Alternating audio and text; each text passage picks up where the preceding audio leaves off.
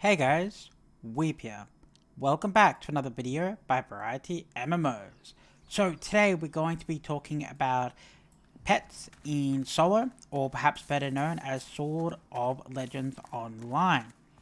So unlike many other games, pets are not as critical as you might imagine. There are other games like MS2 or BDO where pets would enhance your damage by a significant amount, or they would be required to be brought by real life money to get auto loot. Fortunately, Sword of Legends does not force this upon its players. So what we're going to do is we're going to open the pet interface with P. So the pets in solo have a couple of things they can do. So first up is feed. So all pets will start at level 60, and you're able to feed these pets by offering them items. Depending on the item and depending on the tier, will determine how much energy or soul key they get. The maximum you can give to a pet at a time is 8,000 at the beginning. So over here we have skills. So skills are pretty nice. They can do things like increase the upper limit of favorite points, as you can see here.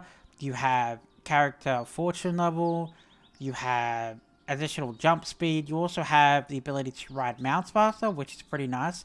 So these are quite nice and quality of life and helpful, but they're not game breaking in the way that like you need a pet to auto loot, or it gives you 40% damage or anything crazy like that, like in other games. So honestly, this is a really good plus in an MMO I like to see. So you use these points that you gain from feed, put them into skills, and level up your skills. You'll now notice that a bunch of the skills are locked. So if you put your mouse over the one, it'll say down the bottom the activation requirements. For example, this here says activation requirement has collected more than 2 form echoes from the origami series. What this means, if you go to the transformation tab and go to the origami tab, it means you need to get 2 of these. So when you get these, it allows your pet to look like this when it's following you around. Now, if you click Alt on them, it'll generally tell you how to get them. So it's not that difficult. You basically just click Alt, find the location, go and farm it, and then when you have, you will have unlocked this, and then you can use your pet energy to upgrade your skills. There are a lot of basic transformations, like over here, you can get your pet to look like any of these without collecting any items. Generally, I see most people just going around with the lantern, as I do right here. So here we have the crafting section.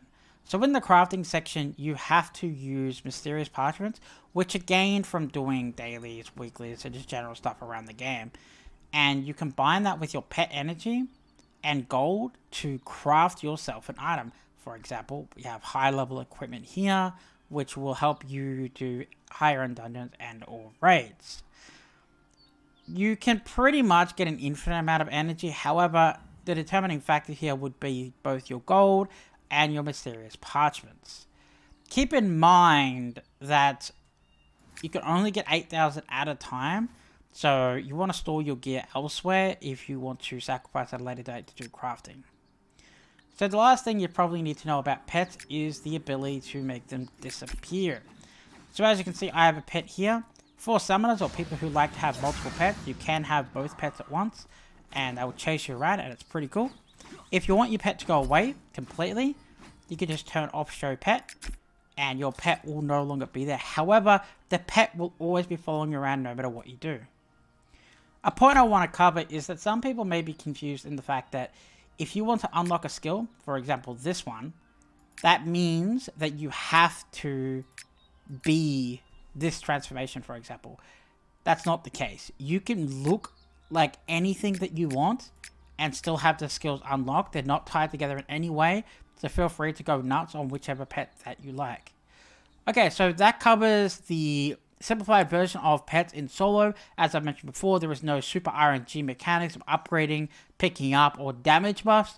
So it's a really nice, relaxing, take on pets in MMORPGs, which I'm very satisfied with. So hopefully you like the system as well. That's it for today. Thanks for watching. Peace.